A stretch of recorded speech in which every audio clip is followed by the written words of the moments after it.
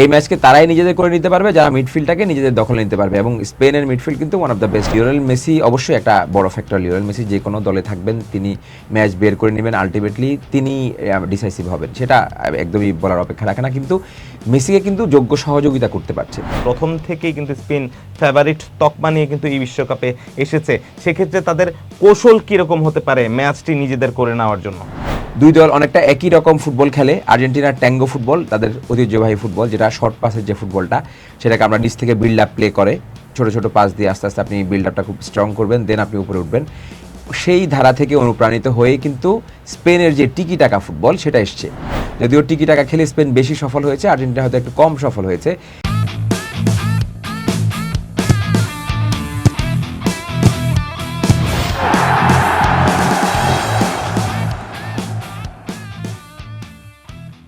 কালের কণ্ঠের বিশ্বকাপ উন্মাদনায় আপনাদের স্বাগত।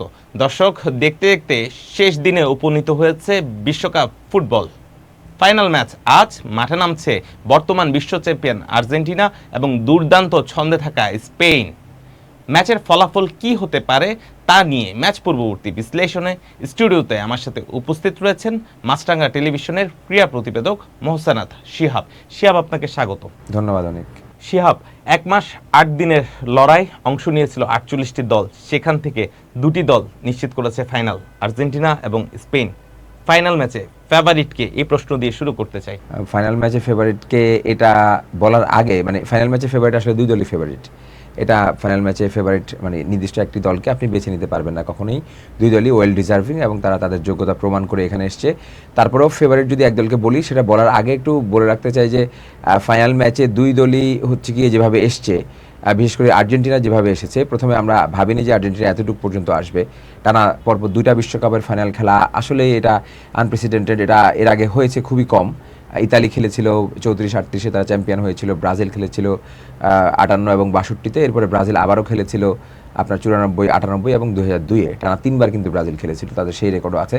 আর্জেন্টিনার এখনকার যুগে আসলে এইভাবে টানা পরপর 2বার খেলা খুবই কঠিন। কিন্তু আর্জেন্টিনার যেভাবে মানসিকতা, যেভাবে ওরা ইন্টেন্সিটি শো করেছে, যেভাবে তাদের জয়ের যে ক্ষুধা সেটা দেখিয়েছে, বারবার একদমই শেষ মুহূর্ত থেকে আসলে কামব্যাক করেছে তারা, সেই জায়গা থেকে মানে করলে আমরা আসলে আর্জেন্টিনাকে ভাবিনি যে এতটুকু পর্যন্ত আর্জেন্টিনা আসবে, কিন্তু সেটা তারা এসেছে। অবশ্যই লিওনেল মেসি একটা বড় ফ্যাক্টর, লিওনেল মেসি ছিলেন।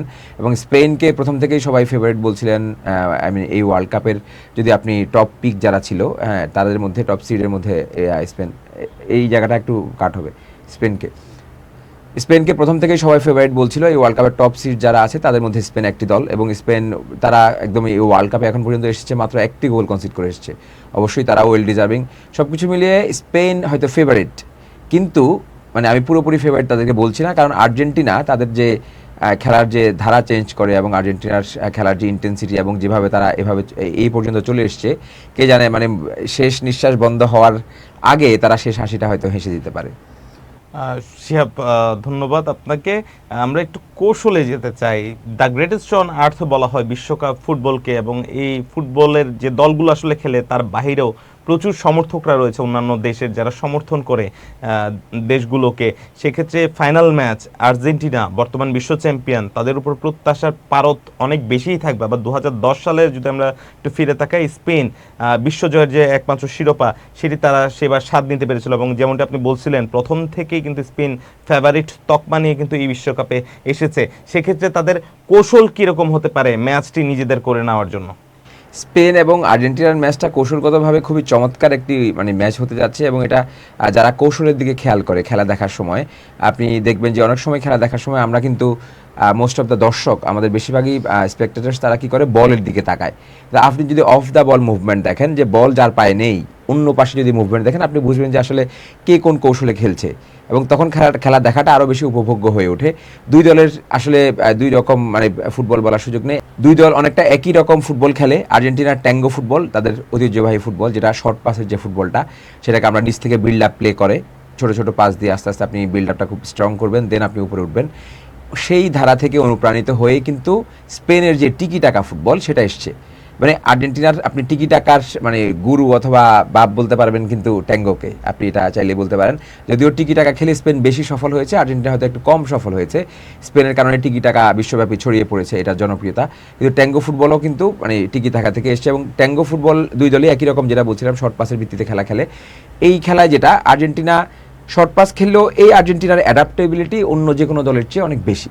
আর্জেন্টিনা আপনি দেখবেন most of the games Argentina they are starting with 4-4-2 or 4-3-3। আপনি মানে অ্যাপারেন্টলি আপনার কাছে মনে হচ্ছে মানে মেসি উপরে খেলছেন, হুলিয়ান আলভারেজ উপরে খেলছেন এবং 4 জন মিডফিল্ডার নিয়ে খেলছেন, বাট নো। যখন খেলা শুরু হবে আপনি দেখবেন যে অটোমেটিক তাদের 2-3 জন প্লেয়ার পজিশন সুইচ করে কিন্তু আরেক দিকে চলে যাচ্ছেন। হয়তো আলমাদা যদি উইংয়ে থাকেন তিনি কিন্তু মিডফিল্ডার হিসেবে রোল প্লে করছেন, মানে পজিশন রোটেট করছেন। লিওনেল মেসিকে আপনি দেখতে পাচ্ছেন এখানে ফরমেশনে দেওয়া আছে লিওনেল মেসি স্ট্রাইকার অর্থাৎ ফরওয়ার্ড, কিন্তু তিনি একদম নিচ থেকে খেলছেন, মিডফিল্ডার হিসেবে খেলছেন। ফলে এই ম্যাচে মিডফিল্ড ব্যাটেল যেটা হবে, এই ম্যাচকে তারাই নিজেদের করে নিতে পারবে যারা মিডফিল্ডটাকে নিজেদের দখলে নিতে পারবে। এবং স্পেনের মিডফিল্ড কিন্তু ওয়ান অফ দ্য বেস্ট। আমরা দানি অলমো দেখেছি, রড্রি আছে সেখানে, ফাবিয়ান রুইজ আছে, পিএসজির খেলোয়াড়। তাদের সঙ্গে ফাইটটা হবে ম্যাকঅ্যালিস্টার, এনজো ফার্নান্দেজ এবং লিয়ান্ডো পারেদেসের। কিন্তু আর্জেন্টিনা একটা এইজ পাবে, আর্জেন্টিনা এগিয়ে থাকবে যে লিওনেল মেসি যখন মিডফিল্ডে এসে কন্ট্রিবিউশন করা শুরু করেন, সেই জায়গায় স্পেনের উত্তর দেওয়ার মতো কেউ নেই। সেক্ষেত্রে লিওনেল মেসির কথা বলছিলেন, যাকে আটকানো আসলে যে কোনো দলের ডিফেন্ডারদের জন্য, রক্ষণের জন্য আসলে খুবই দুর্দান্ত চ্যালেঞ্জ। স্পেন লিওনেল মেসি সহ তার যারা সতীর্থরা রয়েছেন, দুর্দান্ত ছন্দে রয়েছেন প্রত্যেকেই, তাদেরকে আটকানোর জন্য কি ধরনের কৌশল আসলে নিতে পারে বলে মনে করছেন? স্পেন কিন্তু আপনি দেখবেন খেলার শুরু হতেই ওরা লাস্ট কিছু ম্যাচে দেখিয়েছে তাদের বল রিকভারি টাইম 15-20 সেকেন্ডস। মানে যখনই তারা ডিসপোজেস হয়, বল লুজ করে, ওইদিন 15-20 সেকেন্ডস তারা আবার বলটা নিয়ে আসে। মানে ওরা বিপক্ষ দলের 2-3 জন খেলোয়াড়কে ওদের 5 জন খেলোয়াড় দিয়ে ঘিরে ধরে, একটা পঞ্চভুজ বানায় অথবা একটা চতুর্ভুজ বানায়, 4-5 জন খেলোয়াড় দিয়ে ঘিরে ধরে তাদের থেকে বলটা বের করে নিয়ে আসে। যে কারণে ফ্রান্সের সময় যেটা হয়েছে, ফ্রান্সের মিডফিল্ড দেখবেন আপনি র্যাবিও এবং শুয়ামেনি কিন্তু বারবার একা হয়ে পড়েছেন, মানে তারা দুজন।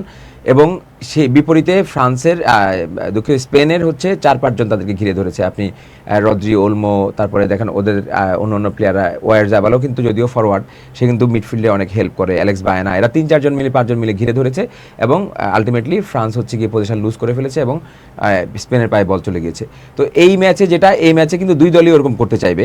এবং সেই জায়গায় যেটা আমি বলছিলাম যে লিওনেল মেসির কারণে আর্জেন্টিনা একটা বাড়তি এজ পাবে। একই সঙ্গে আর্জেন্টিনা আমার মনে হচ্ছে একটু ফিজিক্যাল ফুটবল খেলবে, তারা হয়তো স্পেনের খেলাটাকে নষ্ট করে দিতে চাইবে, সেভাবে করে স্পেনকে খেলার সুযোগ দেবে না। স্পেন যেহেতু যে কুইক বল রিকভার করে এবং তারা কুইক বল রিকভার করে নিজেদের নিয়ন্ত্রণে নিয়ে খেলাটাকে নিয়ন্ত্রণ করতে চায়, সেই জিনিসটা আর্জেন্টিনাও করতে চাইবে, তাদেরকে সেটা সহজে করতে দিবে না বলে আমার বিশ্বাস। এবং স্পেনের কিন্তু নির্দিষ্ট একজন গোল স্কোরার নেই, যদিও মিকেল ওয়ারজাবাল তিনি 5 গোল করেছেন। তারপরে কিন্তু মিকেল মরিনো তিনি সাব হিসাবে নেমেছেন, নেমে 2 গোল করেছেন। এছাড়া পেদ্রো পোরোর 2 গোল আছে। তাদের কিন্তু অন্য যেসব ফরওয়ার্ড আছে তাদের খুব একটা গোল নেই কিন্তু। তো সেই জায়গায়ও আর্জেন্টিনা একটু বাড়তি সুবিধা হয়তো পাবে। আর্জেন্টিনা অলরেডি বেশ কয়েকজন গোল করেছে, আর্জেন্টিনার মোটামুটি 7 জন স্কোর শিটে নাম তুলেছে। সুতরাং এই জায়গাটায় আর্জেন্টিনা হয়তো এগিয়ে থাকবে। এবং যেটা বলছিলাম যে আর্জেন্টিনা খেলা যখন শুরু করে একরকম ফরম্যাটে, তারা এক ফরমেশনে শুরু করে তারা কিন্তু খেলা চেঞ্জ করে। তারা শুরুতে দেখা যায় তারা শর্ট পাসে খেলছে, এরপরে তারা লং পাসে চলে গেল, এরপরে তারা পজিশন সুইচ করে তারা আরেক রকম স্ট্র্যাটেজি নিয়ে খেলা শুরু করে, উইং থেকে খেলা শুরু করে। এই অ্যাডাপ্টেবিলিটি আর্জেন্টিনাকে একটা বাড়তি সুবিধা দিবে। তবে অবশ্যই আরেকটা ব্যাপার বলে রাখছি, সেটা হচ্ছে কি আর্জেন্টিনার ডিফেন্স কিন্তু আমরা দেখেছি যে একদমই হরথরি কম্পমান ছিল, অনেকগুলো ম্যাচেই তারা গোল কনসিড করেছে। আর্জেন্টিনার ডিফেন্সের বিষয়ে আসবো, তবে আপনি যেমনটি বলছিলেন কৌশল পরিবর্তনের কথা বলছিলেন, আমরা সবশেষ দেখেছি ক্যাপ ভার্দের সাথে যে ম্যাচটি ছিল রাউন্ড অফ 32-তে, রাউন্ড অফ 16-এ মিশরের সাথে ম্যাচ, সবশেষ ইংল্যান্ডের সাথে যে ম্যাচ, এই কৌশল আসলে আর্জেন্টিনা দল মাঠে নেমেছিল সেটি পরিপূর্ণভাবে বাস্তবায়ন করতে পারেনি দল। এবং আমি মনে হয় আপনি আমার সাথে একমতই হবেন যে আর্জেন্টিনার যে লিওনেল মেসি, তার একক নৈপুণ্যে মূলত খাদের কিনারা থেকে, কিন্তু রাউন্ড অফ 32 থেকেই খাদের কিনারা থেকে দলকে টেনে টেনে কিন্তু বিশ্বকাপ আসরের ফাইনাল ম্যাচ পর্যন্ত দলটিকে টেনে নিয়ে এসেছেন। আপনি অনেক ধরনের প্ল্যান করে মাঠে নামবেন, but you can not implement them all. হ্যাঁ, আপনি দেখা যায় আপনি একরকম প্ল্যান করবেন, বাট ইমপ্লিমেন্টেশনের জায়গায় আপনি হয়তো ভুল হয়ে যাবে। বাট ভুল হলেও ওদের প্ল্যানগুলো শেষ পর্যন্ত কাজে দিয়েছে, এটা একটা লাখও তাদেরকে ফেভার করেছে, এটা বলতে হবে। এবং আপনি যেটা বলছেন লিওনেল মেসি অবশ্যই একটা বড় ফ্যাক্টর। লিওনেল মেসি যে কোনো দলে থাকবেন, তিনি ম্যাচ বের করে নেবেন, আলটিমেটলি তিনি ডিসাইসিভ হবেন, সেটা একদমই বলার অপেক্ষা রাখে না। কিন্তু মেসিকে কিন্তু যোগ্য সহযোগিতা করতে পারছে। আমরা অতীতেও অনেক ম্যাচ দেখেছি, ইংল্যান্ডের বিপক্ষে ম্যাচটা যেটা ইংল্যান্ড একদমই ডিফেন্সিভ হয়ে গিয়েছিল, কিন্তু এরকম ডিফেন্সিভ ওয়াল গড়ে, এরকম ডিফেন্সিভ দুর্গ গড়ে কিন্তু এর আগে আমরা অনেক ম্যাচ দেখেছি, অনেকে ডিফেন্সটা টাইট রেখে তারা বের হয়ে গিয়েছে, তারা ম্যাচ উইন করেছে, কিন্তু এটার মধ্যে তারা পারেনি। এবং আপনি বারবার অ্যাটাক করেও অনেক সময় দেখা যায় যে গোল হয় না, আবার অনেক সময় অল্প কয়েকটা অ্যাটাক করে গোল হয়ে যায়। তো আর্জেন্টিনার এই লাকটা ফেভার করছে। অবশ্যই মেসি নিজেকে মানে তার ম্যাচ রিডিং অ্যাবিলিটি তো আমরা সবসময় বলে থাকি যে তার ম্যাচ রিডিং অ্যাবিলিটি আসলে ইটস কাট অ্যাবাভ এভরিথিং। তিনি যেভাবে নিজের দিকে ট্র্যাক করে প্লেয়ার নিয়ে আসছেন এবং অন্যদিকে ডিস্ট্র্যাক্ট করছেন, এবং তারপরে এনজোকে বল দিলেন, এনজো সেটা নেটে পাঠিয়ে দিলেন, পরে আবার লাউতারোকে দিয়ে ক্রস করে গোল করালেন। তো সেটা একটা বড় ফ্যাক্টর, কিন্তু অন্যরাও খেলছে। আপনি কোনোভাবেই বলতে পারবেন না এই বিশ্বকাপে, অ্যাটলিস্ট গত কাতার বিশ্বকাপে আমরা অনেক বেশি একক নৈপুণ্য দেখেছি।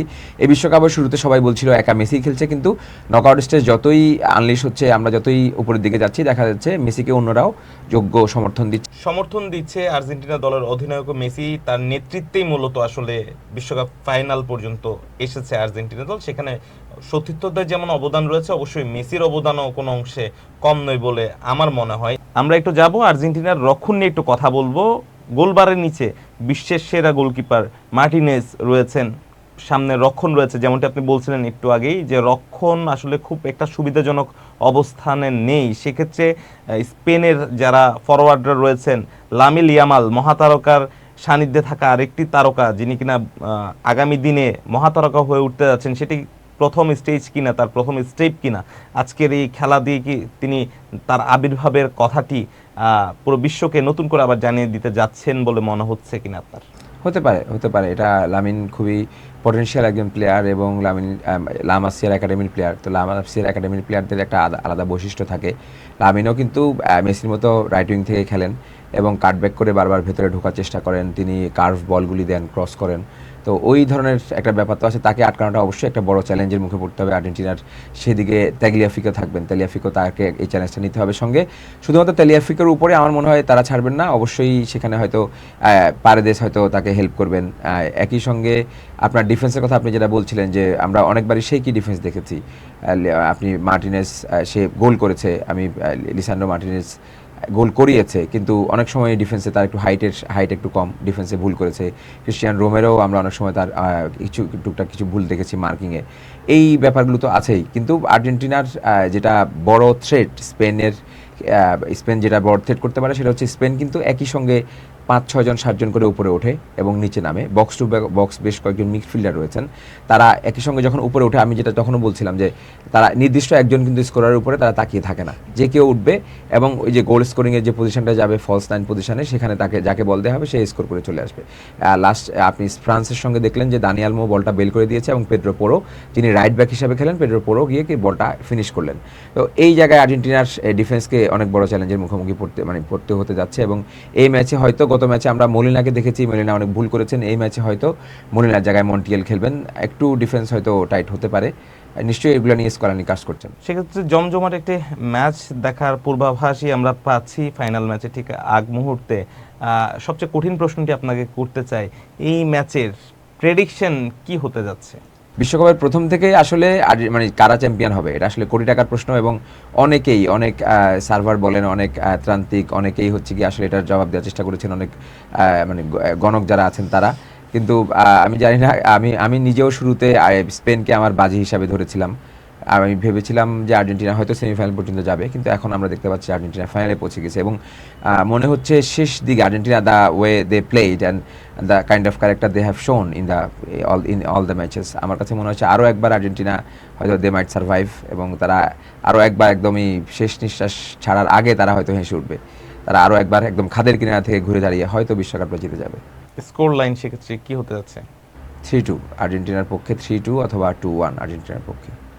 অসংখ্য ধন্যবাদ মোহসেনা শিহাব আপনাকে। দর্শক, চতুর্থবারের মতো বিশ্বকাপ জয়ের স্বপ্ন নিয়ে মাঠে নামবে আর্জেন্টিনা, অন্যদিকে স্পেন চাইবে তাদের ইতিহাসে দ্বিতীয়বারের মতো শিরোপা জয় করে নিতে। সেই ম্যাচটি হবে প্রচণ্ড রকমের জমজমাট, হাড্ডাহাড্ডি, লড়াইপূর্ণ একটি ম্যাচ, এমনটি প্রত্যাশা করছেন আমার সহ আলোচক মাছরাঙ্গা টেলিভিশনের ক্রীড়া প্রতিবেদক মোহসেনাথ শিহাব।